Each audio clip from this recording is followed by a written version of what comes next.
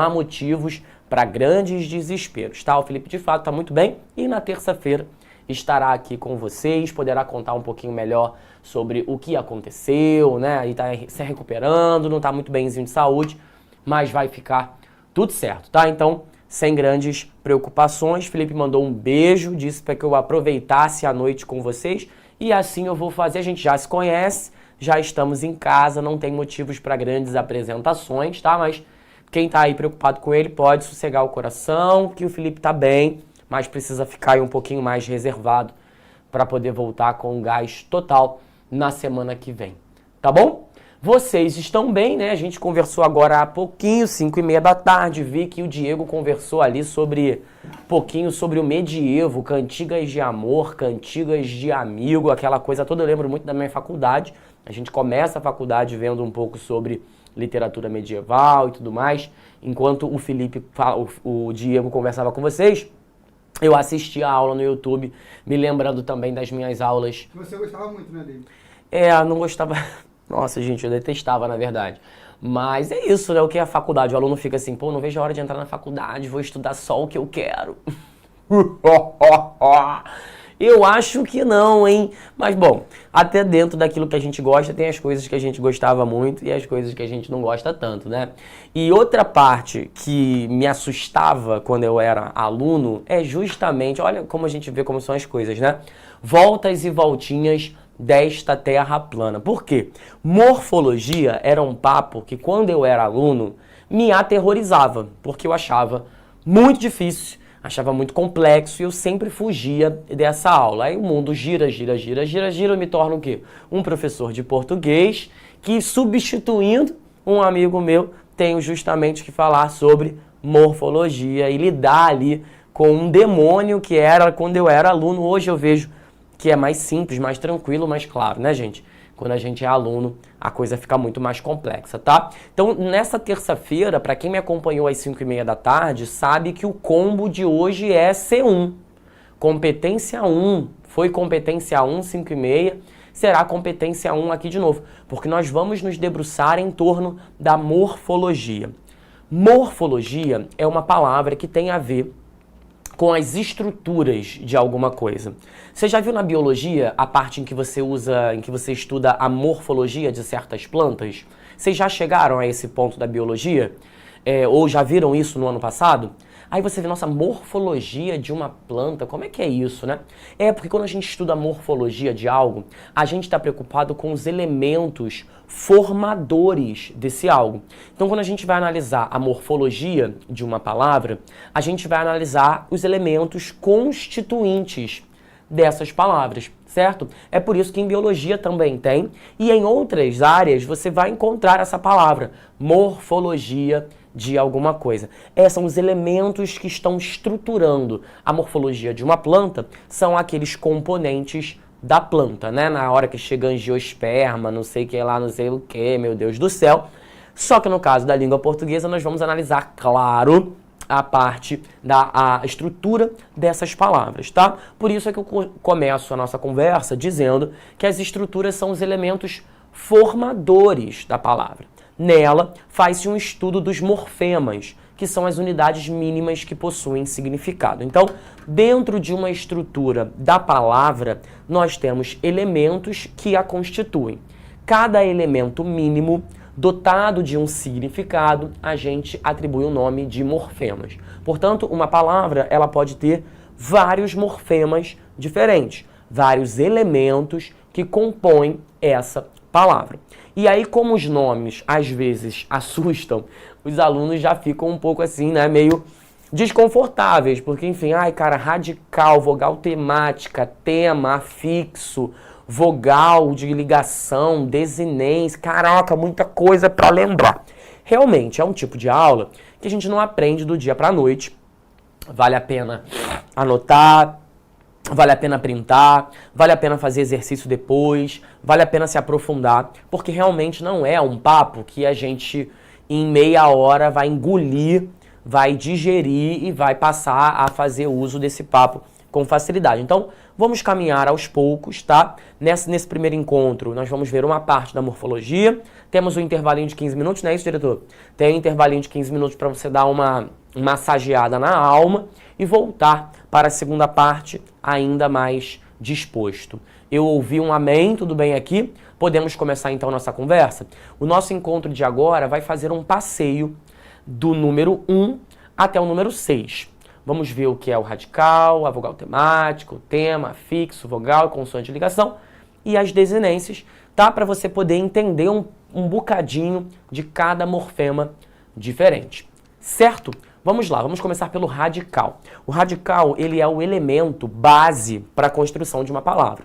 Quando a gente fala que o radical é o elemento base para a construção de uma palavra, a gente está dizendo que esse radical, ele não se altera, independentemente da palavra em questão. Perceba que eu coloquei aqui três colunas com palavras distintas, sendo na primeira coluna esse pedre, na segunda o cert e na terceira o bebe. Por que eu identifico esses elementos de vermelho? Para você reparar que independentemente da palavra originária, né, da palavra que eu vou conseguir construir, o radical ele se mantém imutável.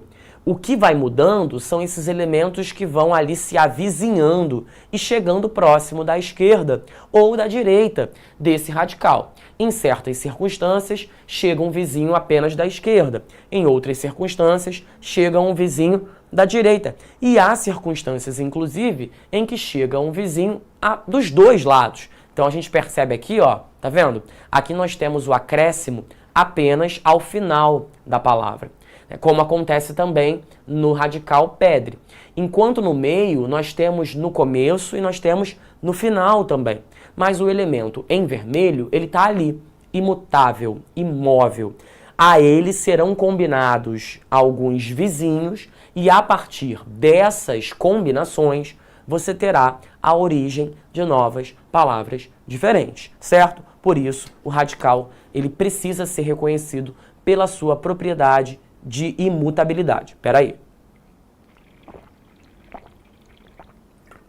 Acho que o radical talvez seja um dos morfemas mais simples de serem entendidos, porque eu acho que é fácil você olhar para essa construção, perceber que há elementos que se repetem, independentemente da palavra que se constrói, e assim você vai lá repetindo a coisa, certo?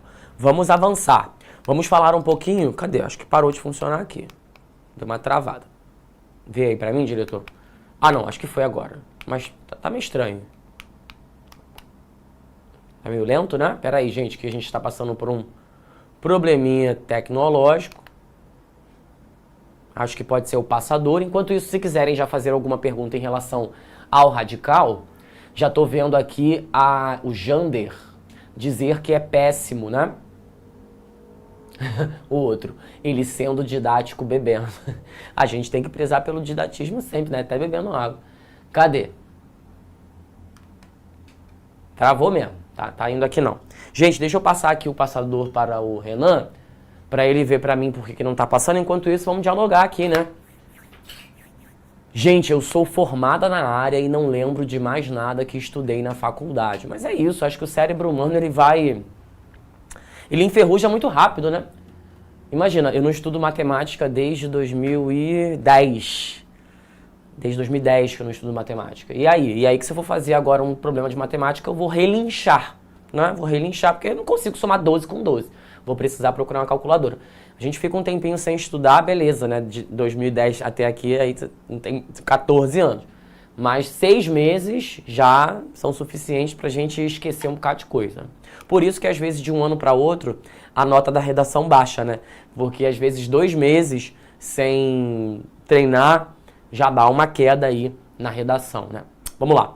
Bom, falamos um pouquinho sobre o radical, comentamos que ele é um morfema imutável e que se mantém, portanto, no mesmo formato a partir da criação de novas palavras. A vogal temática, por sua vez, ela serve para permitir que certas desinências se liguem ao radical. Então você tem um radical, que é esse morfema imutável, né? E existem algumas vogais que vão colar nesse radical, meio que preparando o terreno. Como é que eu posso te usar uma metáfora para você entender? Sabe quando você tem uma tomada e você quer colocar uma sanduicheira na tomada, só que o pino da sanduicheira é diferente do padrão da tomada? O que você usa nesse caso? Quero colocar a sanduicheira na tomada, certo? Só que a tomada não encaixa, porque da sanduicheira são 2 pontinhos e a tomada tá lá 2 tracinhos. Aqui no Rio tem um nome para isso, eu não sei como é que se chama aí na sua área. Você precisa ter um, como é que fala? Negocinho ali, para você colocar. Dependendo do Brasil, pode ser que você chame de um jeito ou de um outro jeito. Vamos ver. Ah, aqui já falaram, né? Tem um adaptador, aqui no Rio a gente chama, bota um T, tem gente que chama de T. Já ouviu falar em Benjamin? Tem quem chama de Benjamin, né? Ah, compra um T, compra um adaptador, compra um Benjamin, né? Palavras diferentes para se reportar a mesma coisa. Esse T que você coloca na tomada, né, para poder colocar a sanduicheira, é a vogal temática, né? Ela possibilita que você faça essa cola, porque senão não vai colar, não vai ficar legal, não vai funcionar, né? Então a vogal temática, ela vai preparar o terreno para que as desinências, que são outros morfemas, possam se ligar. Porque a desinência, ela não pode chegar e colar no radical muitas vezes, né? Por várias razões. Então você coloca, né, a vogal temática, ela tá ali permitindo que as desinências se liguem à radical. Em outras palavras, a vogal temática é o T. Entendesse? É o T, porque está ali possibilitando essa junção de coisas que sem aquele T, sem um adaptador, sem o Benjamin, não poderia acontecer. Vocês têm 2 tipos de vogais temáticas diferentes. As vogais temáticas nominais, A, E e O, e nós temos as vogais temáticas verbais, que estão ali naquele formato do verbo que você conhece. Os verbos terminados em ar, os verbos terminados em er ou er, e verbos terminados em ir, né? Amar, mexer, impedir. Nós chamamos isso de infinitivo, certo? Na redação, um grande problema é o gerúndio, não é isso? Amar, mexer, impedir, infinitivo. Amado, mexido, impedido, particípio.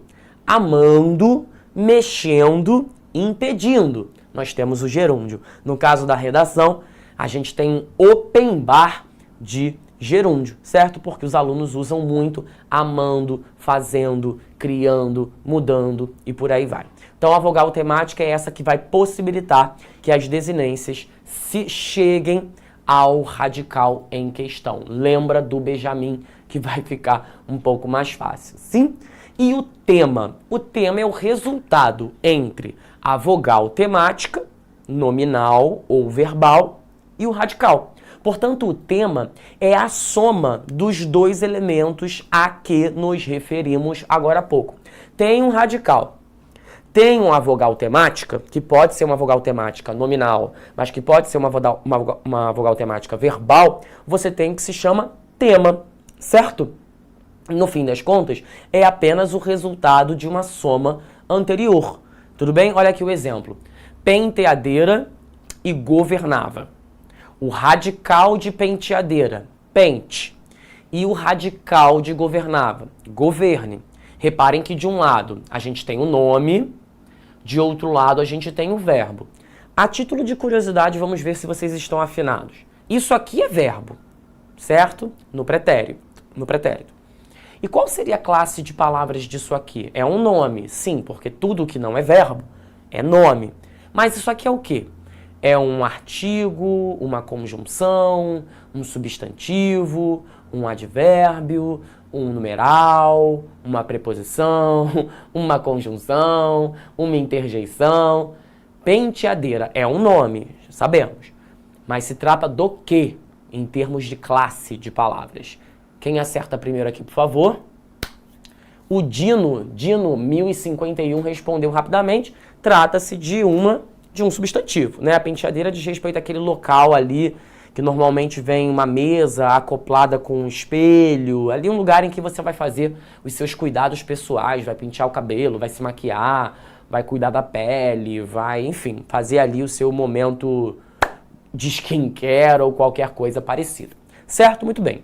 O radical de penteadeira, pente. O radical de governava, governe.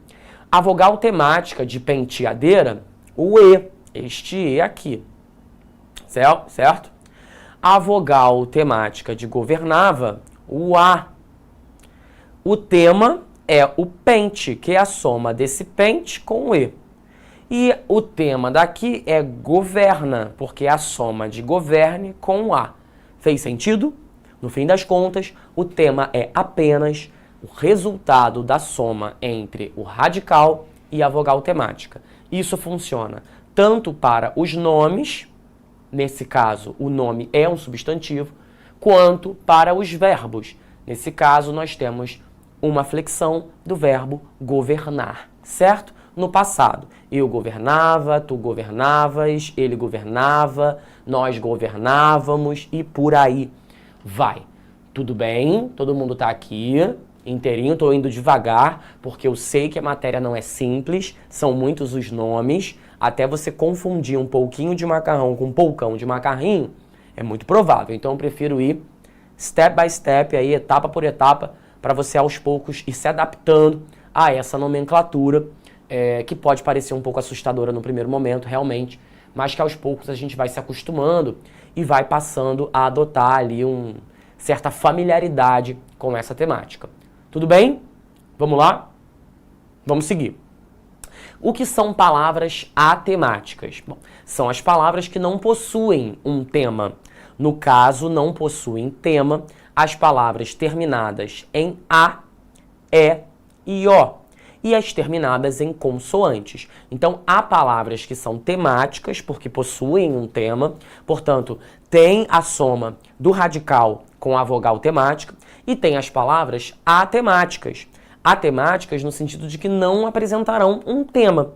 Que palavras são essas que não apresentarão um tema? Palavras que não apresentarão um tema são aquelas terminadas em A, E e O. Café, cipó, sofá. Ou as terminadas em consoantes, que é o xadrez. A Nayara Silva disse que está... Cadê? Confusa. Bom, se você está confusa, então é hora de você perguntar. O que está te confundindo aqui nesse nosso papo? O que não está suficientemente claro para você ou que não está entendendo nada? Gente, não estou entendendo nada, não responde a minha pergunta, né? É preciso que você precisa, de alguma forma, me direcionar a sua dúvida. Não entendi nada, então não consigo responder. Consigo responder se você me disser, olha, eu achei confuso esse ponto aqui, a gente volta e a gente esclarece. Agora, não estou entendendo nada, aí realmente não consigo atuar em torno do problema, tá? Preciso que você consiga me trazer ali o... Eu sei. É bem chato quando interrompem as aulas, né? Foi por isso que eu assinei a turma do ProEnem. Então, o que vem antes de Homero? Lá na plataforma, eu podia assistir a aula a hora que eu quisesse. Além de pausar, acelerar e baixar todos os materiais.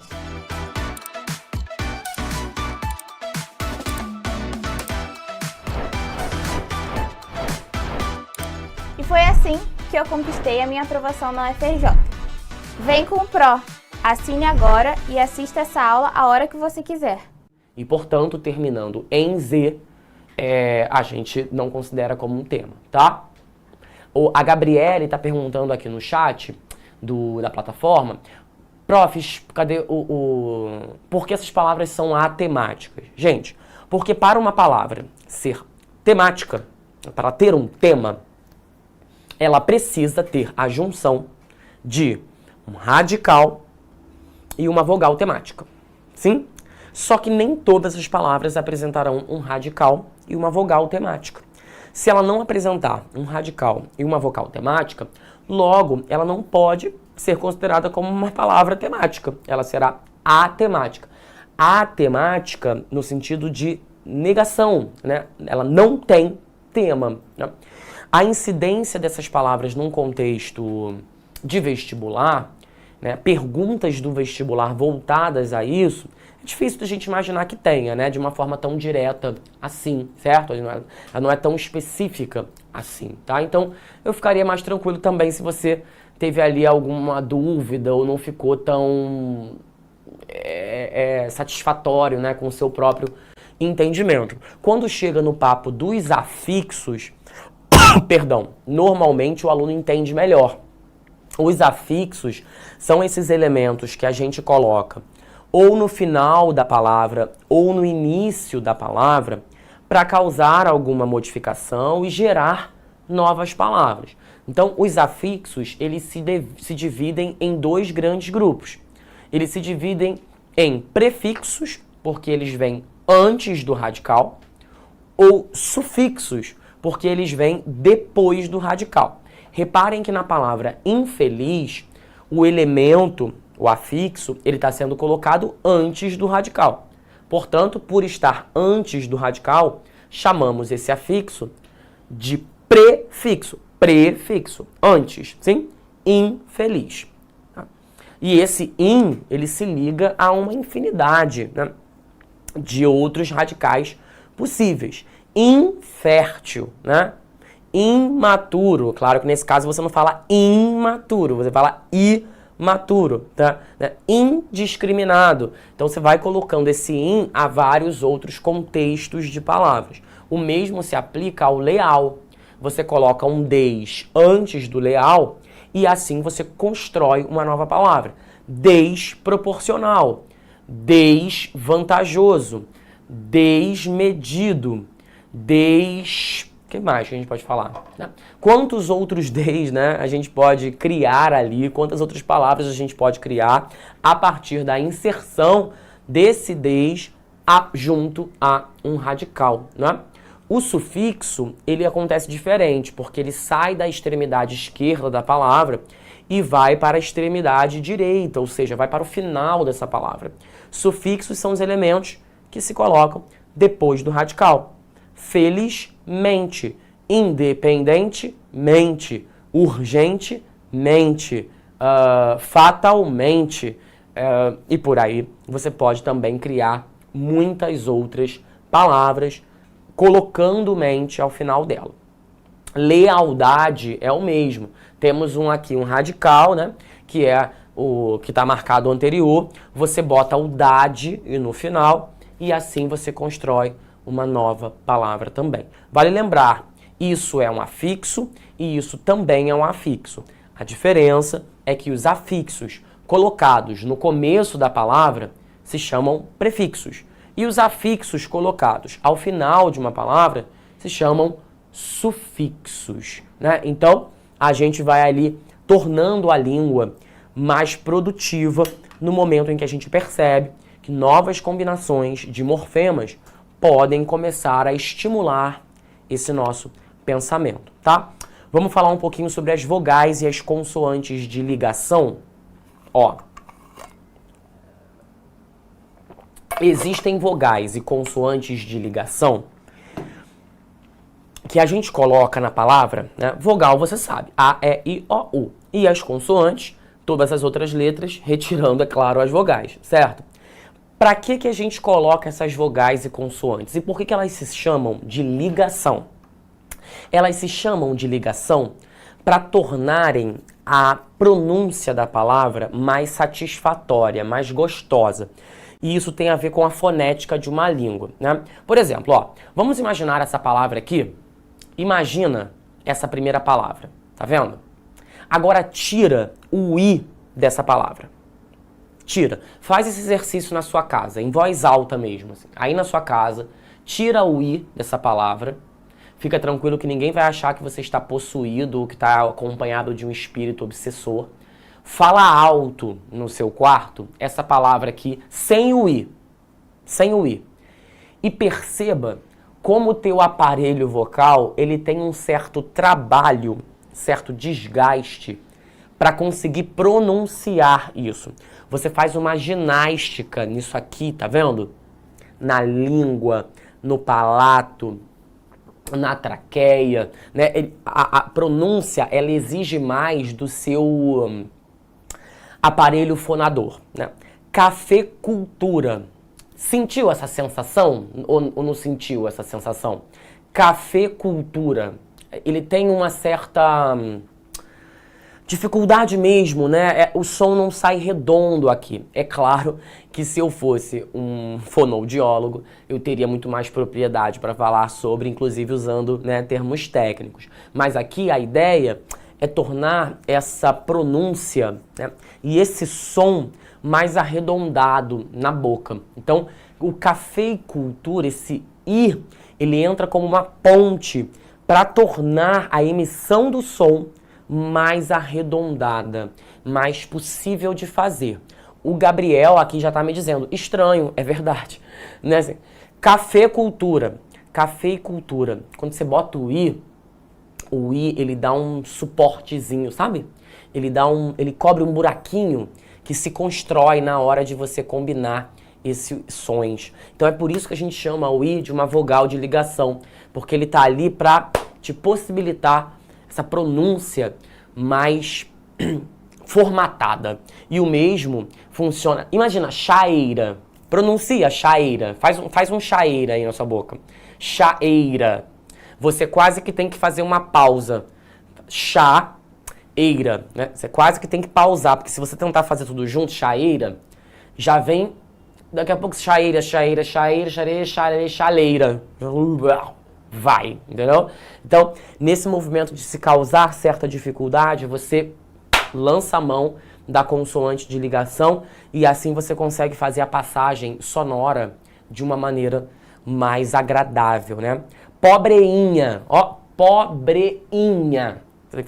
Pobreinha, tá vendo? Essa pausa que você faz, para evitar que haja essa pausa, pobrezinha. Foi, né? Tô quase desejando fazer fonoaudiologia, gostei disso daqui, tá? Então esses elementos, eles entram ali como uma forma ali de criar uma cadeia sonora mais agradável, mais satisfatória à sua dicção, né? A sua combinação e formatação do som. Foi? Conseguiu acompanhar aqui essa situação das vogais e consoantes de ligação? Tudo bem? Tudo certo? O pessoal já está fazendo um monte de palavra aqui no chat. Bom, vamos seguir então. Vamos pensar agora, cadê? Acho que travou de novo o Renan. Dá um glow aqui. Deixa eu ver se tem alguma pergunta. A Tailane disse mais ou menos, mas o que é mais ou menos? Não? O que não ficou claro? Mande sua pergunta para nós. Conseguiram fazer o exercício de pronúncia aqui na casa de vocês? Se você fez o exercício de pronúncia, a tendência é que fique um pouco mais fácil. Vamos agora às desinências de gênero e de número. O que marcam as desinências de gênero e de número? As desinências de gênero e de número, elas marcam a flexão das palavras nominais, né, quanto ao gênero, portanto, masculino, feminino, e quanto ao número, singular e plural, certo? Então, quando você olhar para termos nominais, portanto, quando eu falo sobre termos nominais, eu estou falando sobre aqueles que não são verbais, certo? Garotos e garotas não são verbos. A gente até brinca, garoteei, né? A gente até transformou o substantivo garoto em um verbo, mas isso é outra coisa. Oficialmente, né, ainda não foi dicionarizado a palavra garoteei. A gente tem garoto como um substantivo, mas nós não temos o verbo garotear como um verbo. Então a gente tem aqui uma versão do substantivo na sua versão masculina plural, e nós temos a versão feminina singular, certo? Na versão masculina plural, você tem uma marca de número plural, que é o S, mais clássico do português, e você tem uma marca de gênero masculina, que é o O. No caso do feminino, você tem uma ausência, né, uma ausência de S. E a ausência de S marca justamente o fato de que garota está no singular. A presença do A marca o gênero feminino, certo? Então, aqui a gente consegue notar que há as desinências de gênero e há as desinências de número. No caso do plural, você vai ter a presença de um S. No caso do singular, você vai ter a ausência desse marcador. Quando eu olho para uma palavra como essa, eu percebo que ela está no singular, não por conta da presença de alguma coisa. Eu noto que ela está no singular por causa da ausência de alguma coisa. Porque se houvesse aqui um S, eu teria a certeza que a palavra garota está no plural e não no singular, tá? Acho que aqui é mais fácil da gente entender. Gênero no português a gente marca com o O para o masculino e com o A para o feminino. Hoje há discussão, uma discussão que vem ganhando força nas redes sociais, há muita polêmica envolvida, porque muita gente concorda com a ação, muita gente discorda da ação, que é a linguagem neutra, né? Que muitas vezes vem acompanhada da vogal E, garote, né? Há quem defenda a implementação dessa linguagem neutra e há quem não defenda a implementação dessa linguagem neutra. Perceba que o assunto sobre linguagem neutra tem muito a ver com isso daqui, porque quando a gente olha para o português, a gente percebe que há o marcador feminino ali e o que não está marcado, que é o masculino, né? A gente define os gêneros ali nesses dois contextos. Quando se propõe a implementação de um gênero, ou melhor, de uma linguagem neutra, é quando se quer desfazer essa categoria de homem e mulher, né? Não se quer deixar essa dicotomia tão bem marcada assim. E aí, né, esses marcadores de masculino e feminino dariam lugar a outros marcadores neutros. Alguns com a letra U, por isso você tem o elo e o delo, alguns com marcadores no E, né? Então, garote, todes, melhor dizendo. Bom, eu acho que a discussão ela ainda é muito longa, né? Uma discussão que ainda eu acho que está engatinhando no Brasil. Temos que ter aí muito debate, tem muita coisa aí para ser falada. Acho que esse papo ainda tem muito para crescer, né? Imagino que daqui para o futuro ainda haverá muita gente debatendo sobre essa necessidade, se é realmente necessário, se é dispensável, se no futuro isso vai de fato ser incorporado nos dicionários, na gramática, enfim, de modo geral. A verdade é que hoje nós temos, de fato, dois marcadores, né? A gente tem o feminino ali muito claro e a gente tem o masculino também muito claro. Então, quem viver verá, né? No futuro a gente vai saber se de fato isso ganhou volume, se a sociedade entrou num consenso ou se a sociedade achou melhor manter as coisas como estão, né? Bom, vamos falar um pouco sobre as desinências modo-temporais. Gente, veja bem.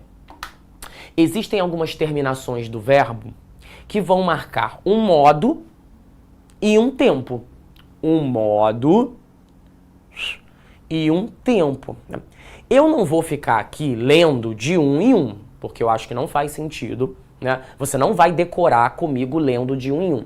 Mas você precisa saber que existe.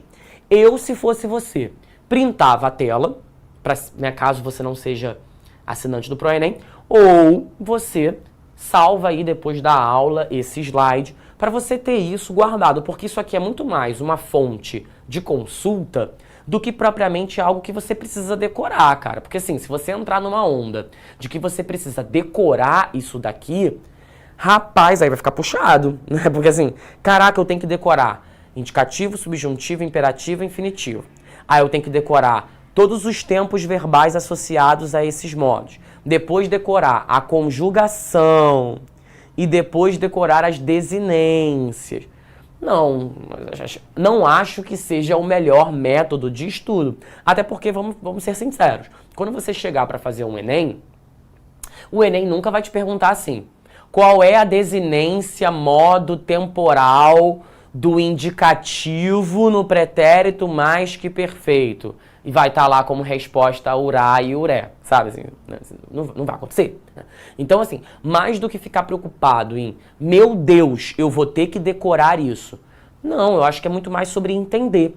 Entender que as desinências, essas desinências, esses elementos que se unem ao verbo, eles marcam, ou melhor, elas marcam tanto o modo a que pertence o verbo, quanto o tempo em que o verbo se encontra.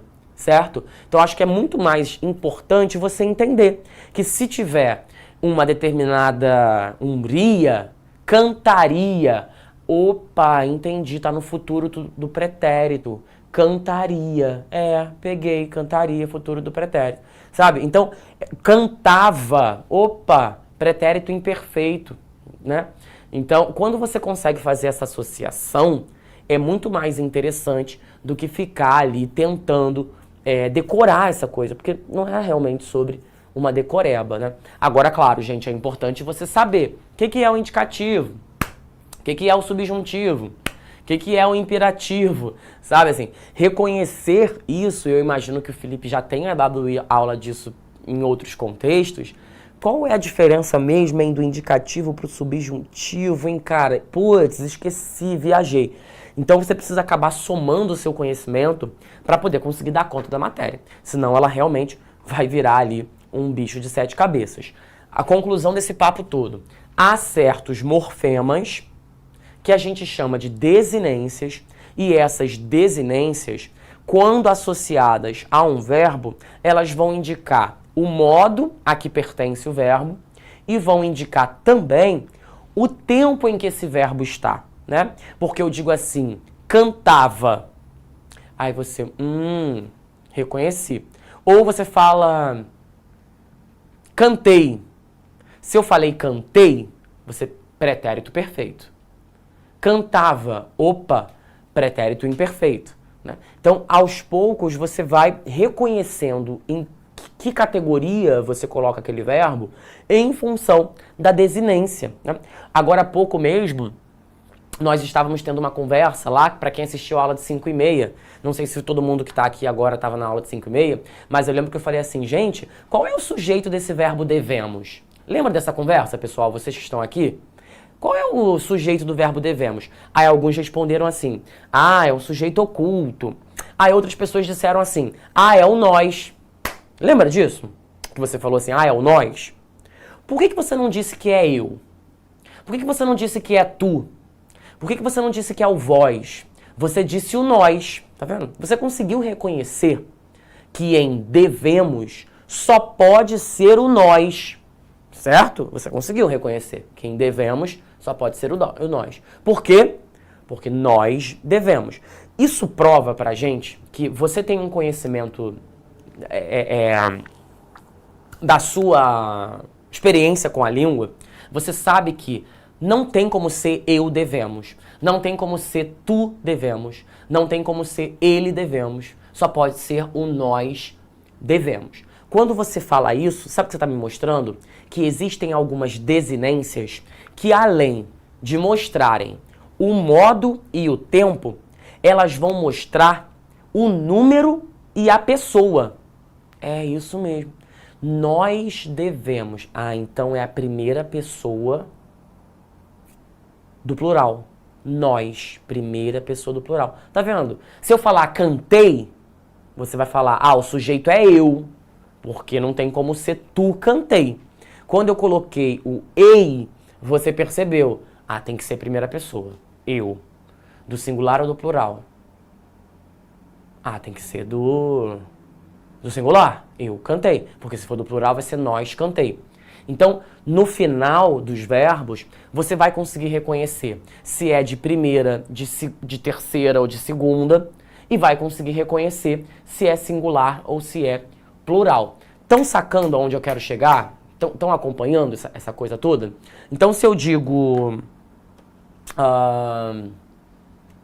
bebia, bebia pode ser eu bebia, mas pode ser ele bebia. Tá? Então, existem verbos que vão te levar assim, mas aí pode ser primeira pessoa, do singular, eu bebia, mas também pode ser terceira pessoa, primeira pessoa, do singular, eu bebia, mas também pode ser terceira pessoa do singular, ele bebia. Agora, aí você se deparou com uma situação em que justamente essa leitura do verbo ela pode ser tanto para eu quanto para ele, né? Então, só o contexto é que vai dizer. Uma coisa é certa, nós não pode e vós Também não, né? Porque nós bebia, num contexto da gramática tradicional, não funciona. Então existem morfemas que vão identificar o modo e o tempo, e existem morfemas que vão identificar o número e a pessoa. De novo, vale a pena decorar isso daqui? Não. Vale a pena entender. Entender que é possível, por meio dos verbos, reconhecer o número, se é singular ou se é plural, e reconhecer a pessoa, se é primeira, segunda ou terceira, né? E depois no singular ou primeira, segunda, terceira no plural, tá? Quem vai de prints? Vamos fazer uma questãozinha, será que dá tempo aqui rapidaço? Ou vocês já desistiram e jogaram a toalha e decidiram ir embora para a Passárgada? Bom, vamos fazer aqui então, ó. Deixa eu fazer uma questão que seja fácil. Deixa eu ver. Ó, tem uma questão aqui chamada desencontrários. Desencontrários é o nome de um poema do queridíssimo Paulo Leminski, que produzia aqui literatura marginal, né? Leminski é o do bigode, normalmente as pessoas conhecem ele pela referência do bigode, provavelmente você já viu porque ele é um cara muito citado em rede social, né? Assim como Caio F., Clarice Lispector, Carlos Drummond de Andrade, Paulo Leminski também é muito citado, só que claro, Paulo Leminski já é muito mais próximo aqui da contemporaneidade. Pelo tempo em cima, eu não vou ler a poesia não, tá? O poema, melhor dizendo. Vamos ficar só com o título aqui, Desencontrários? Olha o que a questão pede pra gente. Considere a formação da palavra desencontrários. Tá. Título do poema de Paulo Leminski. Separe seus elementos mórficos e, em seguida, nomeie o primeiro morfema que compõe e indique o seu significado. Vou deixar a questão mais fácil, porque nós estamos com um tempo aí já avançado. Quero perguntar para a galera do chat, tanto da plataforma quanto do YouTube. Como se chama o primeiro morfema dessa palavra? Como se chama o primeiro morfema desta palavra? Deixei a questão mais simples, tá? Deixei mais simples. Qual é o morfema e como ele se chama? O primeiro que acertar vai ganhar o quê? Nada. Vai ganhar meu prestígio, meu carinho, meu afago, meu apreço. Qual é o primeiro morfema desta palavra e como ele chama? Teresa. Terezinha de Jesus. Teresa veio arrasando, quebrando todas as paredes, mostrando pra gente que o des exerce uma função ali de prefixo desproporcional, desencontro, desleal, destemido, destempero, né? Quantas possibilidades diferentes. O des, ele vai vir trazendo ali essa noção pra gente de negação, né? Porque o leal é o afirmativo, o desleal é o que não é leal, né? O desproporcional é o que não tem proporção. O desequilibrado é o que não tem equilíbrio. Então o des, ele traz uma noção de negação forte ali pra gente. Parabéns, Teresa, que foi a primeira, mas a gente tem aqui uma sequência de pessoas que está acertando, né? Mas infelizmente eu preciso encerrar, porque daqui a pouquinho eu volto. Volto que horas? Volto 8h30, certo? Volto de 8h30 até 9h15 para falarmos ainda mais sobre morfologia. David, quero desistir, quero ir embora do Brasil, quero abrir um alçapão embaixo dos meus pés e sair na China, quero fazer um origami com a prova do Enem. Não faça isso.